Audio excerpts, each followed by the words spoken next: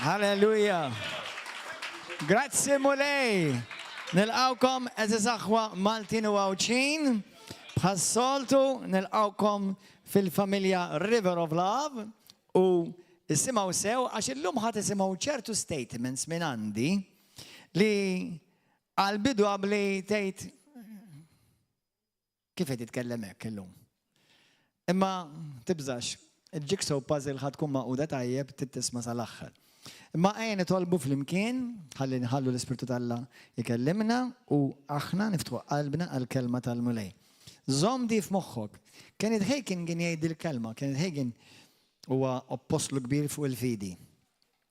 U kien jgħid il-kelma, kien jgħid il-kelma tal-Alla hija dejjem anointed. Tifhmu, ġifirina u inti inħoss ma nħoss il-kelma tal-Alla hija anointed. All right? U ejja nżommu dik f'moħħna u kulħadd jitlob miegħi flimkien. Missi qadis kellimni llum mill-kelma qaddisa tiegħek. Spiritu Santu, inti l-Alliem, ir-revelatur, inti dak li iġġib il-kelma ħajja f'qalbi. Għatini revelazzjoni, għatini għarfin u għatini l-abilità biex nifhem il-kelma tal-Alla u biex ma nitlifx dak li inti qed tiddepożita f'qalbi. Lilek mulej nagħti kull glorja u tifħir f'isem Ġesu Kristu. Amen. Morru fil-ktieb. Ħanibda fil-skrittura li kemm il-darba nikkwotawha forsi ħafna minnkom ma tafux minn fejn qed nikkwotawha. Mill-ktieb tat-tieni Korintin, vers sempliċi, vers li jgħod għal kull Kristjan. Tieni Korintin, kapitlu 5, vers 7. Ħanejdilkom ukoll xtejt bil-New King James Version u anka bil-TPT, the Passion Translation. Faċli, hija sempliċi dan l-skrittura, tistgħu timmemorizzawha. Tieni Korintin 5, vers 7. Aħna nejxu bil-fidi, mhux bil-viżjoni. Issa, di bil-Malti ma tantx tagħmel sens. Ma tantx tagħmel sens. Bl-Ingliż tgħidlek isimgħuha. We walk by faith, not by sight. Għaliex il-kelma bil-viżjoni mal-ewwel ħafna jaħsbu ġifieri ma noqgħodx nimxi bil-viżjonijiet, ġifieri nara xi viżjoni. Ġifieri aħna ngħixu bil-fidi u mhux b'dak li naraw. Imma ħanejdilkom issa bit-tipiti kif tgħidha. We live by faith, not by what we see with our eyes. Tifhmu kemm iktar ċara. We live. Issa, aħna meta nitkellmu fuq il-fidi, il-biċċa kbira tal-Kristjani li jiena naf u fl-esperjenza tiegħi, meta tkellimhom fuq il-fidi mal-ewwel jaħsbu bil-fidi tirċievi l-barkiet. U vera. Imma hawnhekk mhux qed tgħidlek bil-fidi tirċievi l-barkiet, hawnhekk tgħidlek bil-fidi tgħix. Il-ħajja fiha ħafna aktar minn ġast tirċievi barkiet. Sewwa bil-fidi tgħix. Mhux b'dak li aħna naraw bajnejna.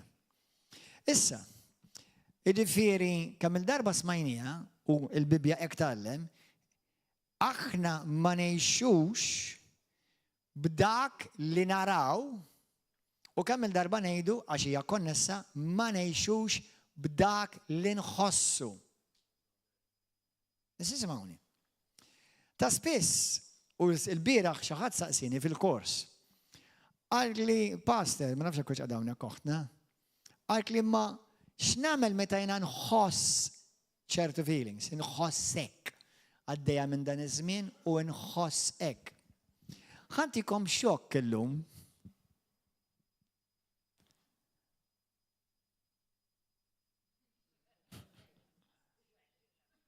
Kulħadd jgħid wara jgħidu, grazzi mulej tal-ħass. X'inhi? Grazzi mulej tal-ħass. X'jiġifieri? Il-ħass, apparti li hu tajjeb biex tiklu mas-salad, sewwa u vera tajjeb, nħobb niklu ħafna l-ħass jien. Sewwa.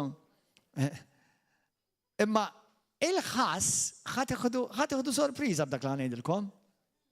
Għandek bżonnu. X'inhi di? Sennifti. Il-ħass għandek bżonnu.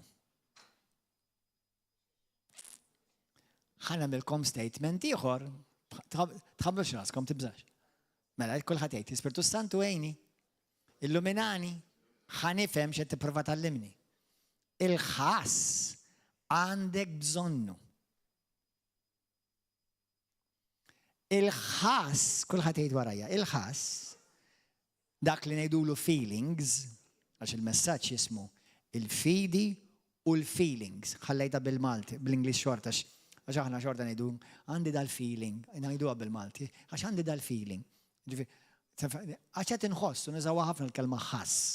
Sewwa, issa, bħala nies ta' fidi, poplu ta' fidi, Ħlut 11 vers 6 huma impossibbli toġob il-Alla mingħajr fidi. Bedna żemm? Dak mhux taħseb jiena xejn il-mulej. Huwa impossibbli toġob lill-Alla mingħajr fidi.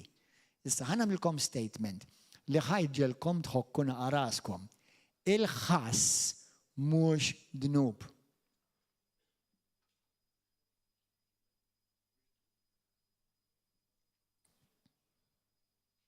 Kulħadd jgħidha, il-ħass mhux dnub. Kelma oħra għal ħass hija karfus, le mhux vera. Il-kelma oħra għal ħass hija sensazzjoni. Jew sentimenti. Imma l-kelma sens u sento ġem il-kelma feel. Fej, tifhem? Għax il-titlu ma sajx namlu il-fidi u l-ħass. Jaħsbuni ħan għamel kċina ma' Gordon Jumanji. Allura, xorta bħala Malti ngħidu feeling, aħna nużaw l-kelma feeling, imma kollu jfisser il-ħass x'inħoss, sensazzjoni, is-sentimenti ġejja kollha li tfisser l-istess. Mis-sentimenti. Issa isimgħuni di. Mela jgħan ikklirja għadi, għaliex, ħanidilkom għaliex. Aħna, bħala Kristjani River of Love, u suppost il-Kristjani kollha. Għax Hebrews 11:6, mhux għal-Kristjani ta' River of Love, biss għal-Kristjani kollha. Sewwa, li aħna salvati bil-fidi u mhux blak li namru bl-opri bla ġirtana, hija għal-Kristjani kollha. Efesin 2:98, dawk għal-Kristjani kollha, ġifieri issib il-xaħat miskin immatur karnali jgħoti kritika l-fidi. Għal minn Kristjan bil-fors biex toġob l-Alla, bil-fors trid toġob timxi bil-fidi, da mhux xi kamp jew ieħor, l-unika kamp li Alla għandu il-kamp tal-fidi. Meta nitkellem fuq temma tal-fidi, m'għandux il-kamp tad-dubju. Qed tifhem inti balli ma' kamp tal-fidi jew kamp tad-dubju tal-fidi, ovvja. Sewwa. Imma simgħuni, ħafna fil-kamp tal-fidi għaliex forsi m'għandhomx ċertu għarfien u ma jifmux xi tfisser tgħix u timxi u topera bil-fidi, jibdew iħossuhom ħażin għax għandhom il-ħass. Iħossuhom condemned, imtaqla, għax dejjem jisimgħu il-pastor, trid timxi bil-fidi. Sewwa tgħid il-pastor, jekk sew kux dal-pastor jew xi pastor ieħor. Il-Bibja dik timxi bil-fidi. Għax il-bnidem ġust jgħix bil-fidi. Imma mkien ma tgħidlek il-bnidem ġust ma jkollux feeling.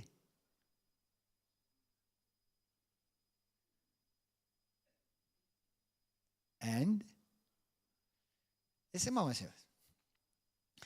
Il-bnidem il-ġust jgħix, jaġixxi, jopera bil-fidi. Ma jfissirx li ma jkollokx ħass, sentimenti, sensazzjoni, feelings. X'inhija fejn issir problema? Ta' fejn issir problema? Mhux li jkollok il-feeling, li tagħmel deċiżjoni fuq il-feeling. Qed tifhem id-differenza? Jekk inti tinsulentani ħanħossni imweġġa, ħanħossni offendut, ħanħossni forsi riġettat, ħanħossni trattat b'mod li ma jħossnix li jixraqli. Li inti tħossok hekk mhux ġnub. Imma li rid taġixxi fuq il-ħass ġnub. Għax dak kollu li mhuwiex fidi huwa ġnub. Meta naġixxi, jekk inti xi ħadd iweġġek, ta' spiss jkolli nies jgħidu li pastor għax jajruni jew kienu vera kattivi miegħi u weġġawni. Alla ma qallekx tħoss xejn, Alla li jgħidlek taġixxix fuq il-ħass.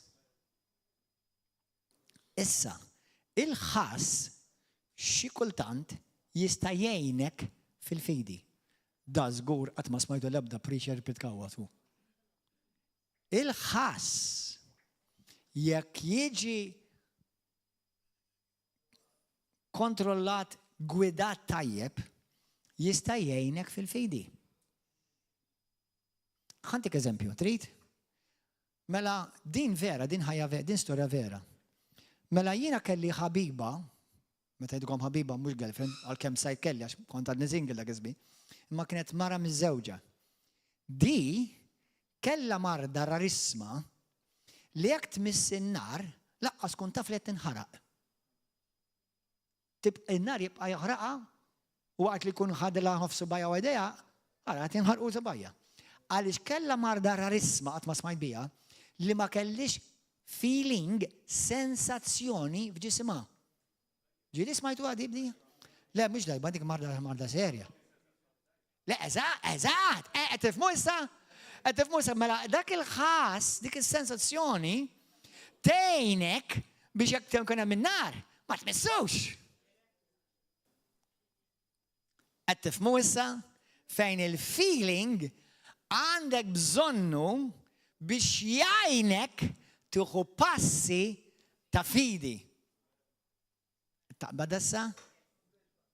Id-differenza? Di ħassejtni mill-Ispirtu Talla biex ngħidha għaliex bosta Kristjani jħossuhom meta jisimgħu il-messaġġ tal-fidi. Issa rħilu l-messaġġ tal-fidi jibqa' bibliku. Tħossok u ma tħossokx tibqa' l-verità. Imma xi kultant f'kull tema fil-Bibja tant hemm x'titgħallem li inti f'sija mhux ħad titgħallem kollox fuq il-fidi. Aħna għandna kors ta' madwar 14 lezzjoni sewwa li titgħallem ħafna affarijiet fuq il-fidi. Ħafna mill-Kristjani daw l-affarijiet li intom titgħallmu sew River of Love u sew fil-korsijiet ma jitgħallmuhomx. Intom poplu privileġġjat. Titgħallmu ħafna affarijiet li hawnhekk il-maġġoranza ta' Kristjani li jiena naf ma jitkellmu ma fuqx. Qed tifhmu? Ġifieri din hija realtà. Jiena nirringrazzja Alla parti mill-kamp tal-fidi. M'hemm l-ebda kamp ieħor li tista' toġob il-Alla fih, ma tistax tgħid jiena parti mill-kamp tad-dubju jew kamp tal-biża'. Qed tifhmu? Issa llum jien għamilt xi riċerka fuq il-YouTube, mhux fuq YouTube, fuq l-internet, fuq Google għamilt riċerka u talat li sajt min jitkellem fuq dawn l-affarijiet mill-lat sewwa mill-lat sekulari. Ismgħu ngħadix, ħanidukom daw il-kliem. Feelings huma esperjenzi tal-konxjenza tal-emozzjonijiet. Ta' spiss jinvolvu interpretazzjonijiet soġġettivi, mela ħanjilkom bil-Ingliż għax forsi often involving subjective ismaħħa di, subjective interpretation feelings, kulħadd jgħid subjective interpretation. Jiġifieri il-feelings tiegħek huma suġġetti għal kif qed tinterpreta iċ-ċirkostanzi int. Smajta din? Din mhux qed ngħidha jiena, di qed jgħiduha mill-lat xjentifiku. Issa, ix-xjenza nħobba jena basta fej ma tmurx kontra xtejt il-kelma. Sewwa? Sissa ma tgħidu xejn, ġast qed jiddiskrivu xi tfisser feeling mill-lat xjentifiku. And awareness of emotional response. Awareness of emotional response. Jiġifieri l-feelings huwa li inti ġismek jew l-emozzjoni tiegħek jew il-ħsibiet tiegħek qed jagħmlu reaction għal dak li inti għaddej minnu. Emotions, on the other hand, are the initial physiological reactions to a stimulus, often unconscious. Reaction. Inti tħoss poġġidek fuq jinnaf il-burner u tħossa, that's a good reaction. That feeling protected you. Għed tifmintom sewa? Għed tifmuħda? Da importanti li tifmuħ għannis tal-fidi u li forsi ma femux ċertu affarijiet għaliex importanti u l-fidi u jibdaw uħozzom ħazin allura għaliex għed nħoss da kollura għed fid-nuba għed nħoss. Le, mux li għax tħoss kun għed tizbalja fejn tħalli l-ħass jiddeċidi għalik. Tizbalja. Meta jena nagħmel deċiżjonijiet ibbażati fuq ħass, emozzjonijiet, sentimenti, sensazzjonijiet. Hemmhekk inti tkun qed taġixxi lilin minn dak li tgħid il-Bibja. Għax il-Bibja, il-kelma ta' Kristu, mhix kontra li inti tħoss, imma l-ħass għandu jgħinek tkun ta' indikazzjoni kif inti taġixxi bil-kontra tal-ħass. Li inti tħoss tfisser li inti għadek ħaj f'dal-ġisem. Li għadek ħaj. Tsajjeb dak il-ħass huwa tajjeb.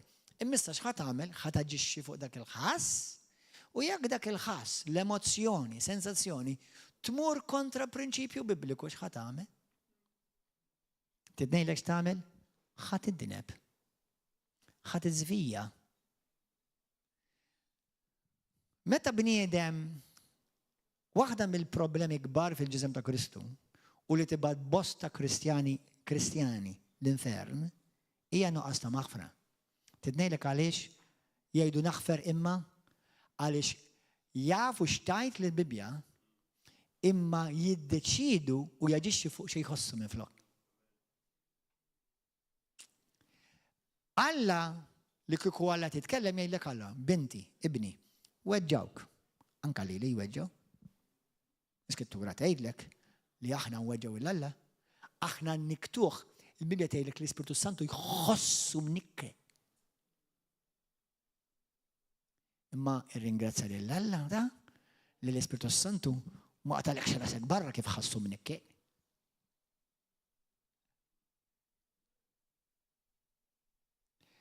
Kull ħaġa li għandha qalb, anka kelb, anka xi dan nara dawk l-annimali joħdu għal-qatla msiken, imma annimali jibdew jikbu.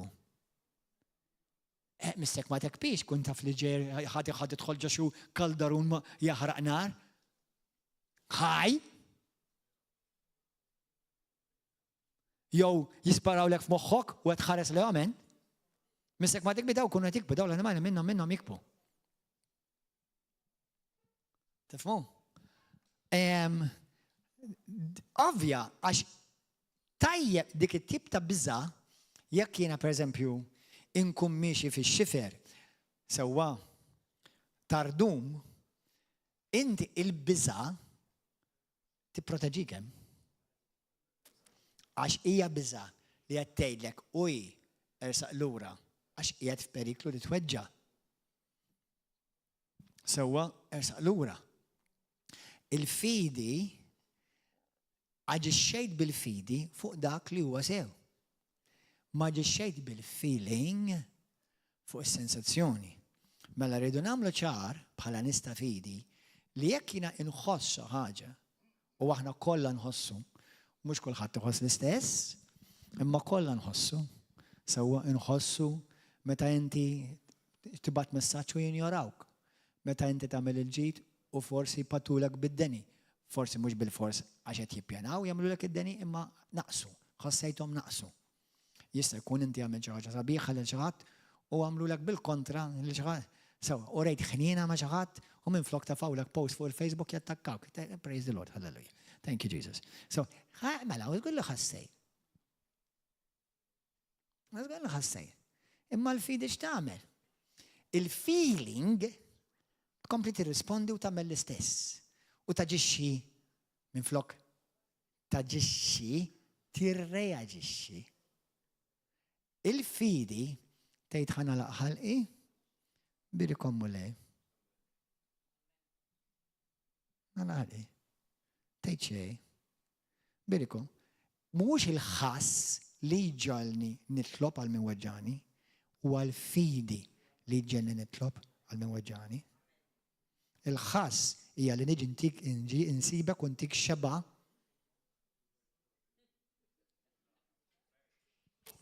and lay hands upon you. Imma jankunu onesti. Kemm minnkom ġieli ħassejtuhom dawn l-affarijiet? Użgur, għaliex għandek qalb u kull minnu ħaj f'dan il-ġisem ħadd tħoss. Imma stenna ftit, aħna maħniex ġisem, aħna spirtu.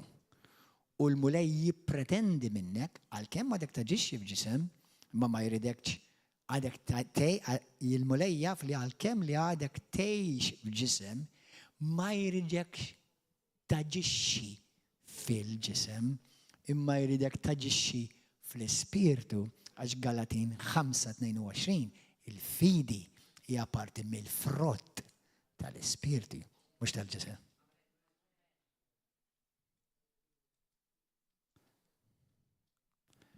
Qed tifhmu aħwa? Ħanidilkom biċċa oħra. Dan minn sajt xjentifika, insomma bħal sekolari ma. Think of emotions as the body's immediate response to a situation. Aħseb fuq l-emozzjonijiet bħala il-respons immedjat fuq ġismek li ħass ġismek ta' situazzjoni li tkun għaddejt minna. Like racing, meta qalbek tibda tiġri. Ġieli qalbek ġriet, jinnaf, per eżempju, jew jallaqat ma tiġri ma forsi jew ħbat ma karozza. Jew forsi f'daqqa waħda jinnaf ma tafx kif waqqa vażun u sploda qudiemek waqqa malar u qalbek toħroġ ma hija ġara. Qed tifhem? Tieħu qata, dik kienet ir-reazzjoni immedjata li lilek ġebetek nervuż, forsi ġebetek biża wkoll, jew naf f'nofs tal-lejl, sewwen triqet ma' tfal tiegħek u xi ħadd iħabbatlek fuq il-bib barra bum bum bum. X'teġri? Tqum qalbek tiġri. Ed kienet ġisħani. Sewwa. U issib pereżempju li għaddew 4 żgħażagħ fis-sakra u taħabtu fuq il-bibien tan-nies. Iż-żikkola qataletajtni. That was your immediate reaction, kienet ir-reazzjoni immedja. Dnub li ħassejtek? Le. Dnub kieku li ħriġta l-jom u tihom xi xeba ħadida. Tifhem dak ikun dnub. Imma fil-ġisem hekk kont trid ikollok ħabtit tagħmel. Imma jiena u inti, apparti li hemm il-liġi, sewwa u tista' titdaħħel il-ħabs jew xi multa u tispiċċa tgħix għal dak ir-raġel jew il-mara li sewwathom mankajt, hemm il-biża' Alla. U hemm suppost l-imħabba Alla li timmotivani. L-imħabba Alla qatt ma tiġi motivata li mpattilek lura. L-imħabba Alla dejjem tiġi motivata bl-imħabba dak li Alla wara lili, mhux dak li ma inti urejt lili. L-imħabba u l-fidi huma hand in hand. Amen? Evviva baqa' ħaj. Amen? Meta jiena nimxi bil-imħabba, ma jfissirx jiena qed intik reward, premju tal-ħażin, tal-inġustizzja li għamilt miegħi tal-li kont kattiv, inġust, jinnaf għamilt l-deni meta għamilt l il-ġid. Nħobbok lura ma jfissirx li qed ngħidlek prosit, nħobbok nimxi bimħabba lejk għal raġuni għax niftakar kemm wara Alla mħabba miegħi. allura mhix l-imħabba tiegħek li timmotivani, imma l-imħabba ta' Kristu li timmotivani. Għalhekk ħafna affarijiet anke meta nimxu bl-imħabba bħala Kristjani, il-feeling qed nurik imħabba imma l-feeling huwa l-oppost. Fuq is-salib, Ġesu, qabel ma mar is-salib, l-Iskrittura tgħidlek fil-ġnien tal-Getsemani beża. U tant beża li minflok xaq l-għaraq biss, xaq id-dem, ħareġ id-dem bħala għaraq. Dan kien bniedem perfett bla dnub Alla f'ġisem. Beża. Imma ġixxa fuq il-biża? Kieku ġixxa fuq il-biża kien ikun ġust? Iva, imma l-imħabba telef fuq il-ġustizzja. U l-imħabba ta' Kristu ġixxiet ma tomx dak li ħaqhom, imma tom dak li ma ħaqhomx. Mhux tal-li biss xorta ma rassalib għalik u għalija, imma wkoll wera grazzja magħhom u talab għalihom. U mhux biss qallhom kemm inħobbkom, iwrihom bl-aġir tiegħu l-imħabba tiegħu lejhom waqt li qed isalbuh. Anzi, lil dak li Pietru qatalu widnejh barra, kieku kont jiena u inti kont ngħidlu aqtalu l-kumplament. Mela Ġesu taqbad widna waqt li da qed isawtek bil-ktajjen sewwa u tpoġġilu widnejh u twaħħalilu. Mela waħħalek fuq għajnejk hekk ma ħadd iġib widna. Imma għax Ġesu ma jfissirx li ma ħass uġieħ kbir, ma jfissirx li ma ħassux riġettat. Il-Bibja tgħidlek ukoll kien jaf li ġie tradut. Jiena u inti niġu traduti ta' bnedmin tista' tistennija. Imma da x'għamel ħażin. Da x'għamel ħażin. Ġie tradut xorta. U x'kienet ir-raġun meta ġieni tradut ir-reaction tiegħu? Aġixxa bil-fidi. Lut 12:1-2 tgħidlek li aħna għandna l-fidi ta' Kristu għax huwa l-awtur u il-perfezzjonist. He is the perfecter of our faith, not of our feelings. Għalhekk il-fidi tirbaħ fuq id-dinja. L-ewwel Ġwanni 5:4 xi tfisser dik tirbaħ fuq id-dinja? Li inti ssib xi globu u titla' fuq u tagħmel jenna f'xi poża. Tifhem? Tirbaħ fuq id-dinja tfisser li jiena u inti iċ-ċirkostanzi tad-dinja ħajjiġu. Ħadħosshom, ħajkollok is-sensazzjoni, ħadħoss biża, ħadħoss dwejjaq, qabel id-depression titprova tibilek. Ħajkollok rabja u jkollok aptit il-dak li jkun li weġġak itmur ta' tiħdaqtej ta' pon mbagħad wara ngħidlek aħfillek, u mbagħad aħfelli li issa bil-fors. Dak huwa x'tit tħoss. Għax meta jiena nħossni it-trattat ħażin, mhux qed ngħidlek meta għamilt il-ħażin u qlajta dak ħaqek. Imma meta jiena u inti bħala Kristjani nagħmlu il-ġid mad-dinja, il-ġid ma' dak tal-ġar, il-ġid ma' oħtuh, u jiena b'xi mod jew ieħor weġġawk. U inti il-ħass tiegħek huwa da. Ma rridx inkellima, ma rridx inkellmu, ma rridx naħares lejh, mhux ħammur iktar hemm. Offendini daqshekk. Mhux ħanafdaħ iktar, mhux ħanafdaħ aktar. Ma rridx issa, ma rridx inkellem daqshekk tiġi xtejli. Dak huwa dak xi tħoss. Id-dnub huwa li qed taġixxi fuq, mhux għax tħossu. Għax Kristu x'jgħidlek? Aħfer xorta. Birek lil min weġġek. Għamel il-ġid ma' min ħaqrek. Ma nħossix pastor ta' għamela xorta. Imkien ma Alla jirrekjedi minni u minnek għaliex il-fatt kien hemm sejħ biex naġixxi bil-fidi ma jfissirx li għax qed naġixxi bil-fidi qed ikolli l-feeling konness. jista' jkun qed naġixxi bil-fidi u l-feeling l-oppost. Dik hija l-ħajja rebbieħa fi Kristu. Għax mhux qed inħalli l-feelings jiddeterminaw li ħajti. U l-Kristjani li jispiċċaw jiżvijaw mill-fidi, jiżvijaw mill-mixja tagħhom, jiżvijaw mill-pjan perfett tal-ħajjithom. Inti taħseb li għax tiġi offendut, jew għax tiġi mweġġa dejjem bil-forsi x-xitan? No, xi kultant Alla jippermetti dawn l-affarijiet biex jittestjalek fejn għall-fidi tiegħek. Għalhekk il-bniedem ġust jgħix bil-fidi. U min jgħix bil-fidi, dawn huma t-testijiet. Taf xejdulhom ġakbu kapitlu 1? It-test tal-fidi tiegħek.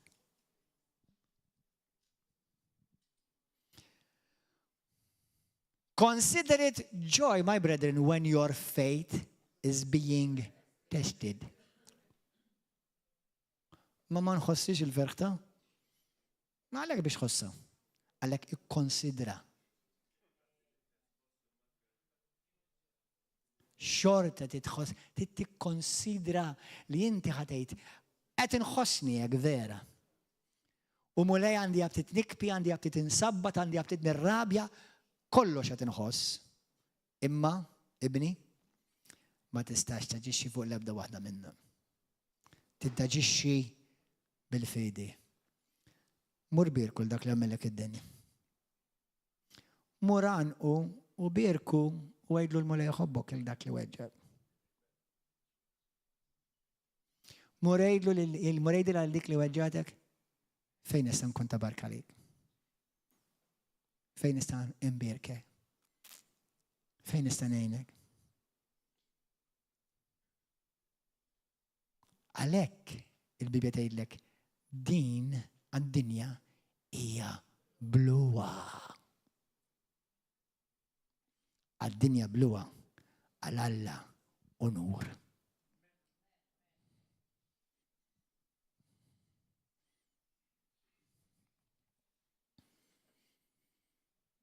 Halleluja. Ismaw. Hej, qed taqbdu xi ħaġa ħwa. Emozzjonijiet. Dawn huma reazzjonijiet mhux modifikati u istintivi tal-ġisem għal stimuli esterni jew interni. Spiss huma immedjati u viżċerali għal bħal is-sensazzjoni fiżika ta' qalb ħafifa waqt biża. Mela, x'immotiva il-feelings tiegħi. Il-feelings tiegħi isimgħuni. Il-ħoss, il-ħass, is-sensazzjoni, l-emozzjoni tiegħi huma motivati b'żewġ affarijiet maġġuri, mhux l-unika ma ġeneralment huma immotivati, il-feelings tiegħi huma motivati miċ-ċirkostanzi tal-esperjenzi tal-ħajja. U nistgħu nagħmluhom tlieta ma tista' tagħmluhom fl-istess kategorija. Tax tara u tax tisma'. It-tnejn Ġesu jgħidlek oqgħod attent x'tara u Ġesu jgħidlek oqgħod attent x'tisma'. Tidnejlek għaliex? Għax ħajaffettwawlek il-feelings. U meta inti jaffettwawlek il-feelings, ma tistax tara iktar blajnejn tal-fidi. Issa tara blajnejn tal-feeling.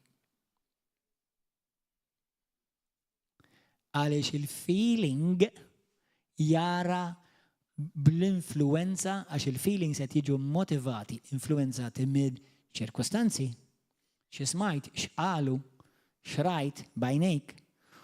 Inti, anka skont l-artiklu xjentifiku, interpretajtu, issa sewwa u mhux imma interpretajtu. Interpretajtu u inti għax inti pakkett, u inti pakkett ta' esperjenzi. Interpretajtu fid-dawl tal-esperjenzi tiegħek. Mara jew raġel, jħarsu żewġ, mhux mara jew raġel għax huma mara jew raġel, vejna anke jekk għandek żewġ irġiel. Għandek żewġ irġiel li tiġri kullimkien fil-ħajja fuq ix-xogħol, fil-knisja, fil-familji. Poġġi żewġ irġiel jew tlieta b'esperjenzi ta' backgrounds totalment differenti. Poġġilhom sitwazzjoni qudiemhom u għarhom li tlieta huma ir-reactions tagħhom ħajkunu bbażati fuq l-esperjenzi tal-passat tagħhom. Għaliex? Because every experience is interpreted in light of what you've been through. Kull esperjenza hija interpretata fid-dawl ta' dak li inti għaddejt minnha. Għalhekk inti ħantik eżempju ċar. Jekk jiena xi ħadd jannaqni jilili, sew kux mara jew raġel, jien nirringrazzja Alla li qatt ma kont abbużat. Sew jekk jannaqni mara. U jekk daqni mara mhux ngħid jekk raġel dat jipprova jbabbasni u jekk mara di qed tipprova tabbini, mhux qed naħseb hekk. Raġel, tifel jew mara li ġiet abbużata.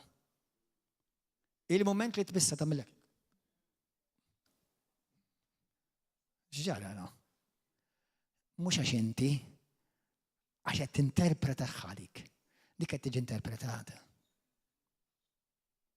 Għalija dik ir-realtà. Jiena u inti ma nistgħux nifhmu forsi kif qed tħossha hi. Jew kif qed iħossu dak il-ġuvni li ġie abbużat mill-kuġin tiegħu u kif il-Pastor Marjan u jibda jaħseb issa l-pastor tgħid qed jipprova jabbużani wkoll. Jesus help us, Lord. Do you understand? Issa l-fidi x'talmek. Il-fidi tibda talmek iġġedded ħsibijietek. Iġġedded moħħok. Il-Bibja tgħidlek ġeddu ħsibijietkom billi tagħmlu hekk ara. Li l-kelma Alla titissir ir-realtà tiegħek. Tabdu għadi aħwa. Il-kelma ġifieri issa minflok l-esperjenzi huma r-realtà tiegħi, irrid nagħmel għażla konxja li l-kelma ta' Alla issir ir-realtà tiegħi. Mbagħad ir-reaction tiegħi tkun totalment differenti. Għax issa nara kollox mill-lenti tal-kelma ta' Alla. Qabel kont nara kollox mill-lenti tal-esperjenza. Il-bniedem li għadda ċertu esperjenzi, il-bniedem li qed jinterpreta ċertu rispett affarijiet fid-dawl ta' kif qed jarhom hu jew hi, għalihom u anke hekk mhux għalihom, dik hija r-realtà. Imma jiena u inti jekk aħna qegħdin mitruħ, ma jistax ikun hawn mit realtà, ma jistax ikun hawn mit verità. Ara bejnietna kollha verità waħda biss. Għax il-kelma hija l-verità l kulħadd. Imma l-esperjenzi tagħna jekk hawn mitruħ mija huma differenti. Mela ma waħda ħanimxu? Liema waħda hija il-verità minn daw il-mija? Qed tifhmu issa għaliex il-bniedem ġust, il-bniedem ta' Kristu jgħix bil-fidi? Isimgħuni aħwa, isimgħuni sew. Meta l-fidi tismagħha, tinstema' daqs li kieku Alla qed jitkellem u qed jaġixxi. Battadi? When faith speaks, it always sounds like God. When faith acts, it always looks like God. God always speaks life. He gives life. He gives hope. He gives love. Not because you gave it, but because He is.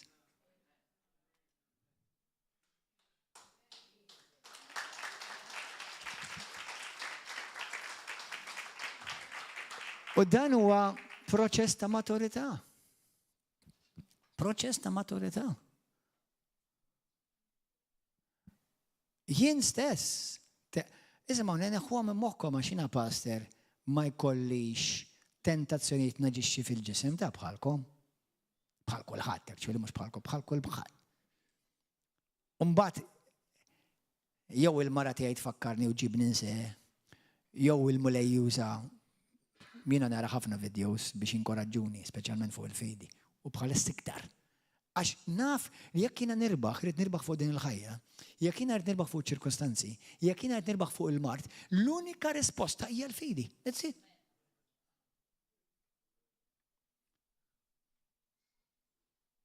L-unika risposta. U l-fidi dejjem taħdem mal-imħabba. Dejjem. U l-imħabba Alla mhux l-imħabba eros, l-imħabba Alla taġixxi indipendenti mir-reaction tiegħi u tiegħek. Darba niftakar ħantikom żewġ testimonjanza, ħantikom forsi tlieta. Mela ħantikom testimonjanza żgħira. Darba kelli xi ħadd fil-familja tiegħi u ilu ħafna snin ta' ġifieri. Imma l-aħwa mhux jiena kont, ġifieri l-aħwa kienu argumentaw bejniethom, xi ħadd fil-familja tiegħi ma' ħuh. U kien hemm il-ġlied u l-familja ma bdewx jitkellmu. U jiena kont għadni kif sirt Kristjan, ftit wara kien sirt Kristjan. Kont għaddej mit-triq, rajt il-dan il-kuġin tiegħi actually kien, li kien argumenta ma' xi ħadd f'familja tiegħi. Kien hemm ġlieda kbira, ta' kien ġlied fil-familja. Ma jiena ma kontx dħalt fija, ningrazzjalla. Kont għadni kif sirt Kristjan. U meta ssir Kristjan, taf xi ġrilek? Jisek kollox isir jisu il-frifet jibdew jtiru, il-fjuri kullim kien ifuħ. Ħalleluja, kull Kristjan is your best friend. So, you love everyone. Tifhem? That's why we need to get back to our first love. Tifhem? U jiena u l-dal wirtu. Sewwa, għax waqafna f'da triq, ibblokjajtu l-karozza. Ibblokjajtu l-ġej. Inżilt bil-karozza u da s-serja. U mort nanu. U għetlu il-mulej ħobbok. Baqa baklim. Ma senniex laħna mek. Tifem, imma dik hija xamel mija il-mulej li fakkarni li jina ma ġixxejġ bil-ġisem, ġixxejt ħallejt l-imħabba Alla u naġixxi bil-fidi. Il-fidi mhux il-fidi ma tħossix. Isimgħuni aħwa, meta jiena nimxi bil-fidi, mhux qed inħossa l-fidi da, qed niddeċiedi nimxi bil-fidi. Mhux għax qed inħossa. Jekk jiena inti li weġġajtni u jiena niġi ikun kelmek daqs li kieku mhux xejn, qabli fl-istonku tiegħi hawnhekk tgħix xi gwerra għaddejja. Hawnhekk qabli għaddej screen ta' Third World War. All right? Imma minn barra u minn qalbi irrid inħobbok, irrid nemillek il-ġid, irrid nurik il-Kristu.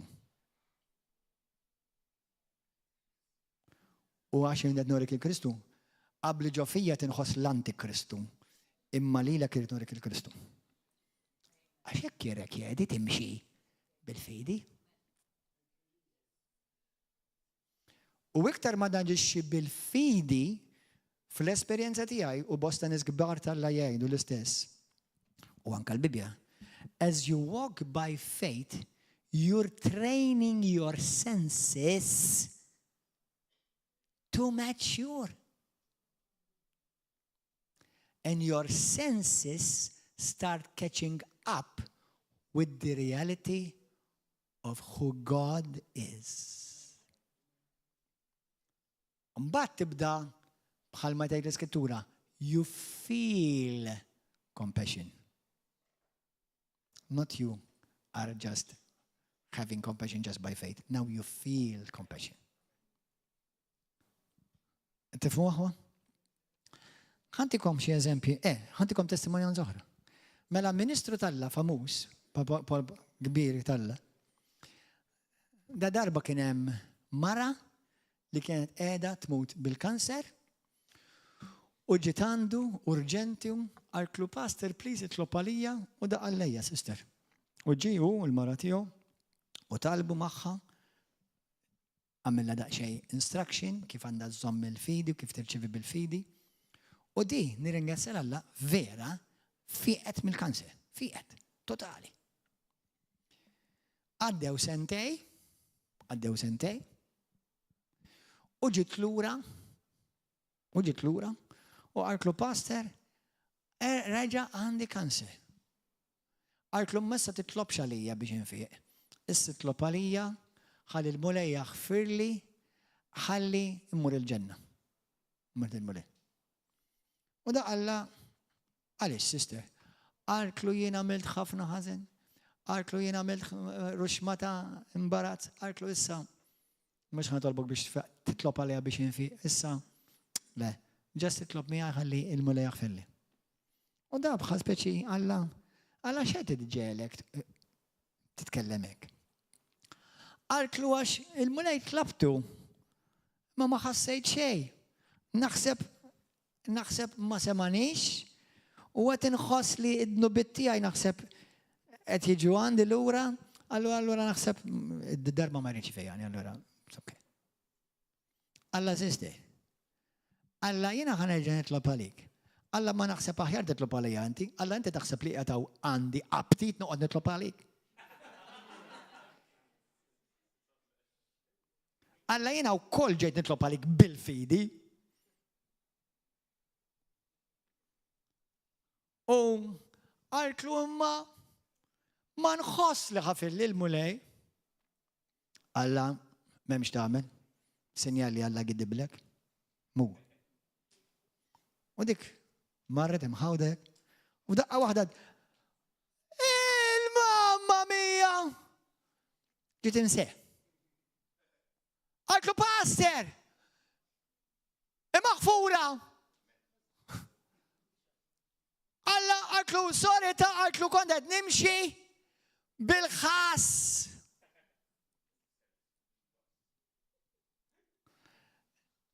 Di testimonjanza vera. Ora ġefejja għal-mulej. U teħġ kem jamlu zbalji ħafna kristjani bħal daw. Għax ma ħassejċ. Ma nafx, ħafillek il-mulej ma nafx, ma tanċu nħossa. Brade, ibda ġib, ħassa kbira għal-fellowship. ħalli kif xaħat jgħid li mmuċa nħossa, intuħ werqa, intuħ waħda minn dak mill-werqa tal-ħass.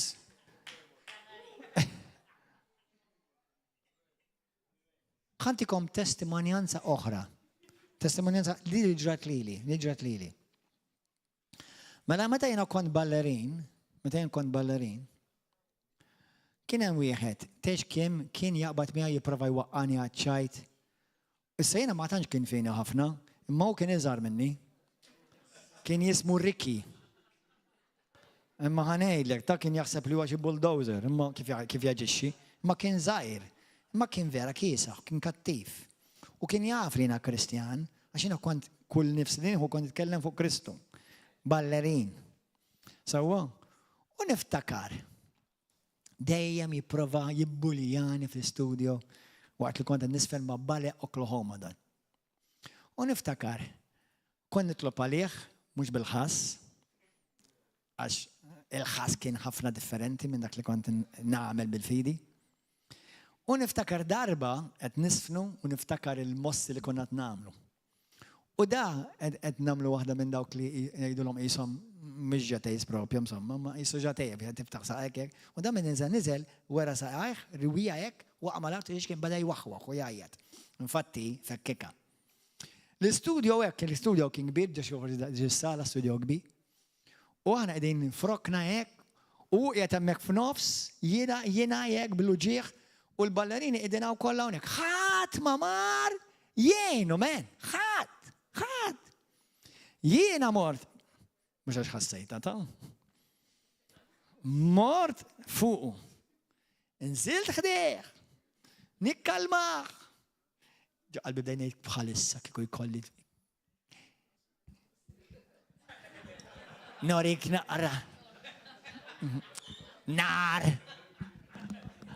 Imma mort ħdeħ, nżil dal-kubtejja, tlabt miegħu u qajjimtu, erfajtu u nitlaqna l-barra mill-istudio.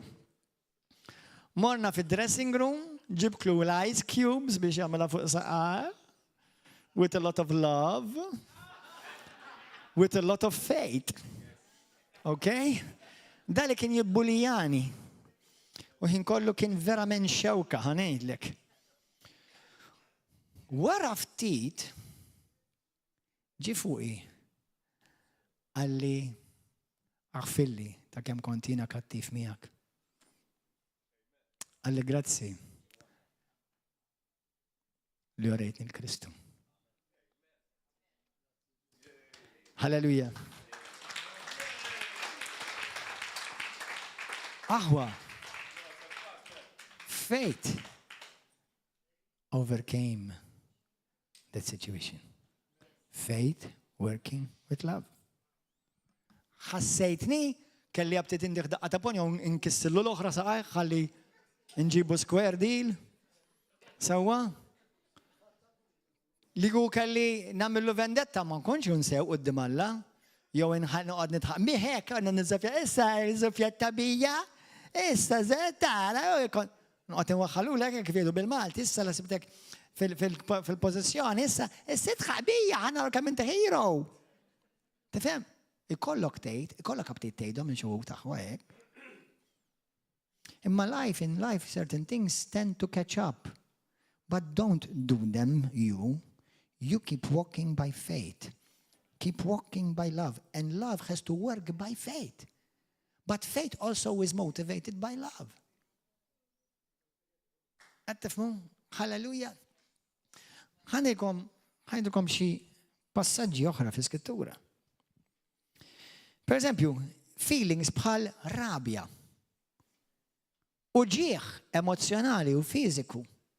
Meta, ħandikom xi, per eżempju, meta jiena xi ħadd jiġi fuqi u inti kollok uġieħ f'ġismek, per eżempju, jew marda, jew xi virus, jew xi ksur, jew xi whatever. Vera dak li qed tħoss, imma meta jiena ngħidlek inti ħanitlob għalik u ngħidlek kun infejjaq u kun infejqa, ma jfissirx li inti m'intix tħoss dak l-ġieħ. Imma jien qed niddikjara issa fuqek bil-fidi li jiġi jogħla aktar minn dik il-sitwazzjoni temporanja. Għanilkom aħwa, il-bieraħ oħt għaltli fil-kors, għaltli allura pastor. Allura nikdeb, meta nkun qed inħoss ħaġa, ħanoqgħod ngħid il-kontra jekk kien qed inħossek. Qed la tafx tgħid iskrittura fi ktieb ta' Ġewwel aħwa. Ħalli d-dajjef jgħid kemm jien, dajjef u x'verek tgħid iskrittura. Ħalli d-dajjef jgħid kemm jiena b'saħħti. Let the weak say, ġifri Alla tgħidlek ikdeb. Stenna ftit. Ġifri meta jekk għax dik l-Alla, Alla tgħid il-poplu tiegħu ħalli d-dajjef jgħid mhux kemm jiena dajjef u kemm xi ġieħ għandi u ma nistax niċċaqlaq. Alla tgħidlek mhux qotejtek, għid il-kontra xi tridek tgħid. Ħalli d-dajjef jgħid kemm jiena b'saħħti.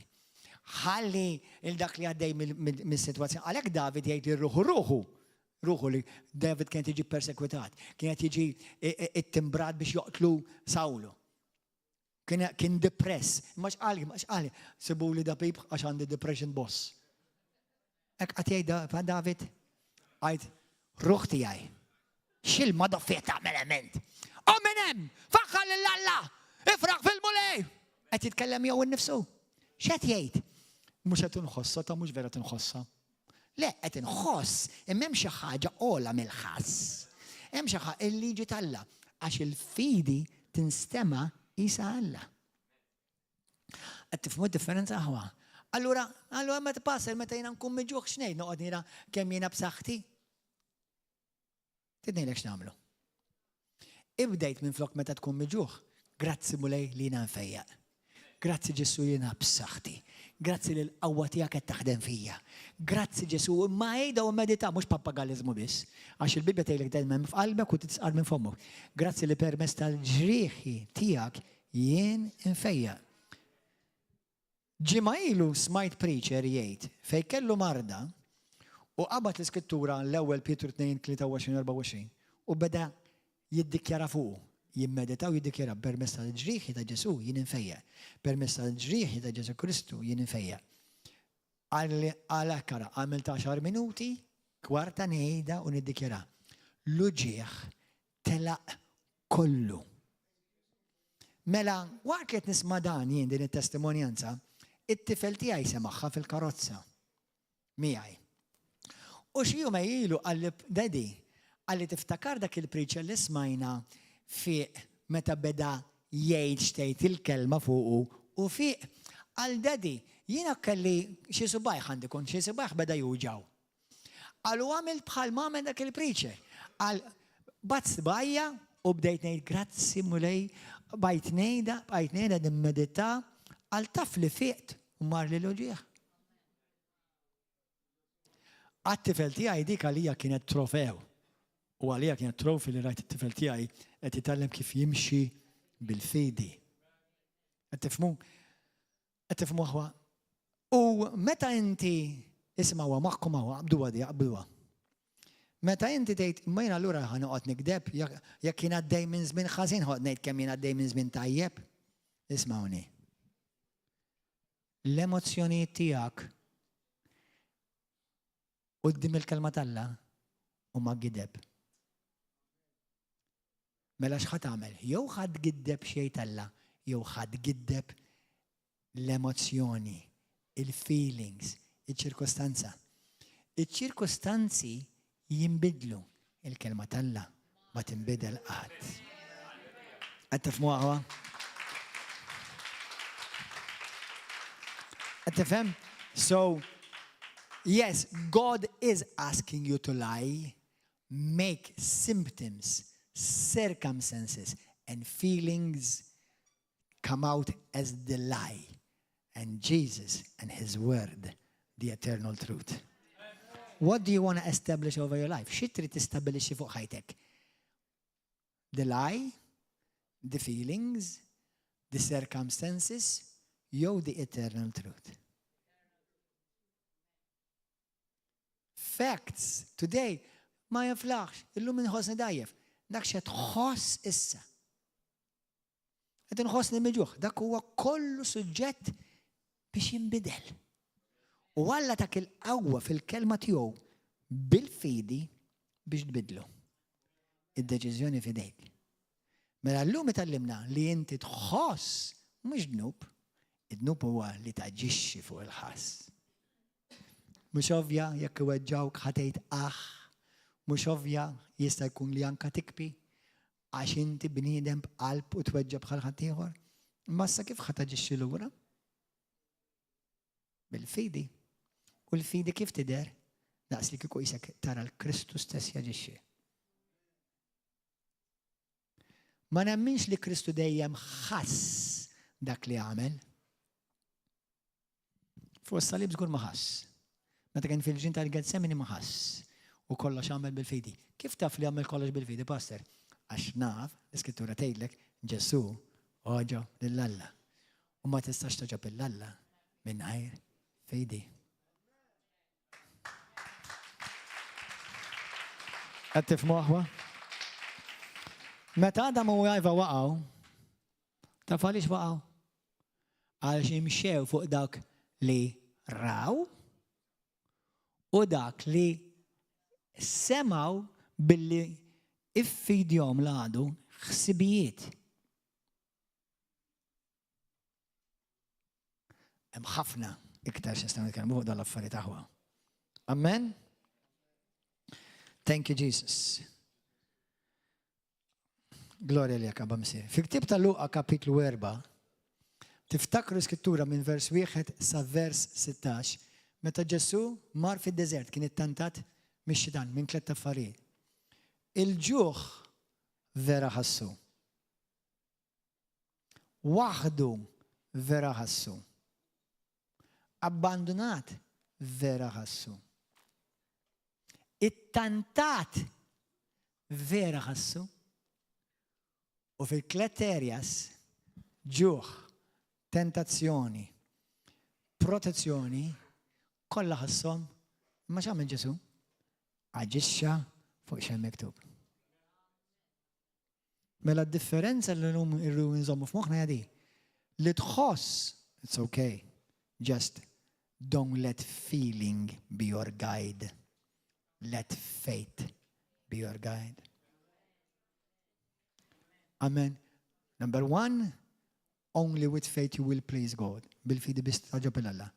Number 2, only with faith you overcome your problems. Bil-fidi bist terbaħ il-problemi.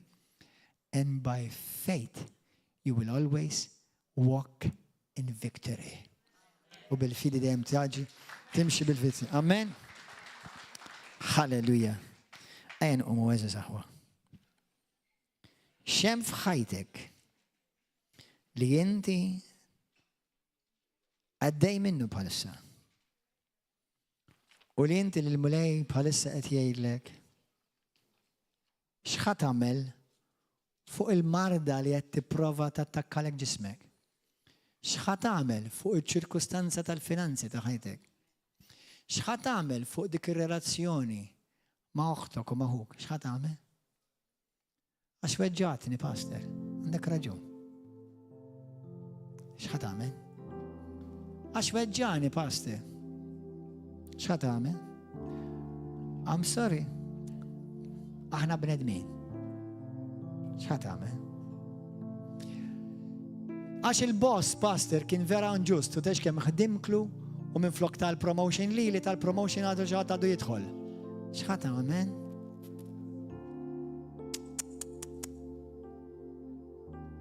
X'ħa tagħmel? Mu ħanamel xejn minn dak li qed inħoss. Li ħanamel huwa dak li x'jagħmel Ġesu fiċ-ċirkostanza.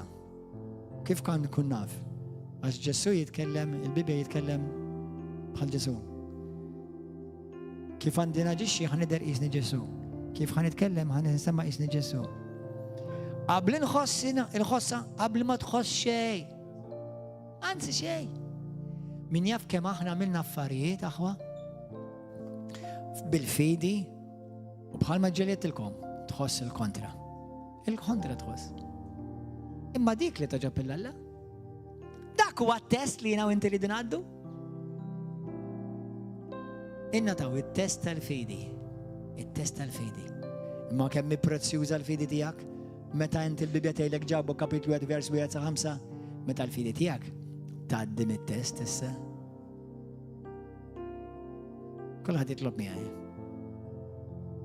Għajdet talba wara jmenalkom. Għajdlu missier għaddis. Grazzi tal-kelma tiegħek. Spiritu Santu. Dak il-klim li għadni kif smajt għamlu ħajja fija. Grazzi mulej li illum nisan saraħ rasi li jekk kienu ħoss ċertu affarijiet ma nħossniex ikkundannat. Ma jfissirx li inti kkundannajtni jew jien qed nidneb kontra tiegħek. Ma llum nifhem li ċertu ħass u emozzjonijiet jistgħu jgħinuni biex nagħmel deċiżjonijiet tajbin, għaqlin, ta' protezzjoni u anka kif naġixxi bil-fidi. Fejn jien mulej nħoss nuqqas ta' maħfra, il-feelings jallimni li rid naġixxi bil-kontra. Naħfer. Fejn nħoss mibeda, il-feeling ħatfakkarni li jien għandi nitlob u nuri ħnina. Fejn jien nħossni nejr, il-feeling tfakkarni li jien għandi naġixxi billi nirringrazzja lilek mulejta dak li qed tagħmel moħħti u maħija. Kompli birikom. Ġesu, inti tuża kollox. U bħalma tgħid l-Iskrittura, inti tagħmel kollox sew. U ġib kollox f'postu għal dawk kollha li jħobbuk. U għal dawk kollha li huma msejħin skont ir-rida tiegħek. Nħobbok mulej, għallimni naġixxi kif jaġixxi Ġesu, kif jitkellem Ġesu. Li għalkemm hemm ċertu feelings, sensazzjonijiet, emozzjonijiet, ma nħallihomx jillidjawni u nagħmel deċiżjonijiet fuqhom. Imma nagħmel deċiżjonijiet fuq dak li huwa etern u nsikket u ngiddeb iċ-ċirkustanzi, l-emozzjonijiet, il-mart, il-problemi, u nsejħilhom temporanji u suġġett li ħajnbidlu. Il-kelma tiegħek hija stabilita fis-smawiet u l-kelma tiegħek hija f'qalbi u f'ommi. U permezz tal-kelma tiegħek tal-fidi jiena niġi iġġustifikat. Imlini bil-paċi tiegħek mulej. Naf li inti qed tallimni, qed titrejnjani u qed tittestjani. Mhux biex kissirni, ma biex timmaturani u tġibni għal staġun għal affarijiet iktar kbar fil-ħajja tiegħi. Ġesu, inti l-mulej, inti l-awtur tal-fidi tiegħi, inti tirrenja fuq ħajti, dak kollu l-għamalu ngħid f'isem Ġesu Kristu. Ollu jdejkom ringrazzjoni mulej. Mulej qaddis, għal dawk kollha l-aħwa li dinaw preżenti li forsi għandhom sensazzjoni ta' mart u ġieħ f'ġisimhom, mulej dak kollu huwa temporanju, suġġett biex jinbidel. Dawk kollha li għandhom weġġat f'qalbhom li sofrew rejection, abbandun, offense, inġustizzja, Ġesu niddikjara l-kelma qaddisa tiegħek fuqhom. Mulej għamel river of love, ikun poplu li aħna nafu nimxu bil-imħabba tiegħek, bil-fidi tiegħek. Il-fidi li tiġi motivata mill-imħabba u l-imħabba li tiġi inforzata bil-fidi. Biex aħna nkomplu nirbħu mulej. Naf li l-għadu jobodna, imma niddikjaraw mulej li mhux tal-għaddu ħatgħaddi, imma r-rida tiegħek għas-seħħu ssir. Abba Missier, grazzi tal-fejqan li qed taħdem issa stess fil-qlub. Grazzi tal-fejqan fejn hemm mart, niddikjara fejqan, saħħa. Grazzi Ġesu tal-kura li qed tivvanġa fihom permezz tal-kelma tiegħek. Mulej kompli għallimna nimxu bil-fidi mulej. Dawk li għandhom bżonn finanzi mulej, grazzi li inti tirrilisja barkiet finanzjari fuq ħajthom. Fejn hemm biża ta' nuqqas li mhux ħajkun hemm biżejjed flus, mulej fawrilhom il-kontijiet tagħhom mulej bil-barkiet finanzjarji birikom mulej f'isem Ġesu. Kull forma ta' skarzezza, povertà u biża li mhux ħajkolli biżejjed inkissirha mulej inti dejjem tipprovdi, inti dejjem ipprovdejt. Missu qaddis fejn hemm relazzjonijiet mulej li għandhom bżonn jiġu rikonċiljati vera Ġesu. Grazzi Ġesu. Aħna poplu ta' fidi. Aħna poplu tal-imħabba tiegħek. U dawn it-tnejn mulej bil-qawwa ta' Kristu Ġesu jagħmluna rebbieħa għall glorja tiegħek Missier. Amen. Għatu ċebxiba kbira li Ġesu. Halleluja! Amen. Amen, amen, amen, amen. Narawkom is-sibt li ġej aħwa ġibu l-ġat magħkom li għandhom bżonn kelma nagħtu l-mulej. Alleluja, narawkom is-sibt, narawkom il-ħadd fil-għodu fl-għaxxa u koll is-sibt fil-għodu fl-għaxija. Paċi magħkom, God bless you. Morru u għejxu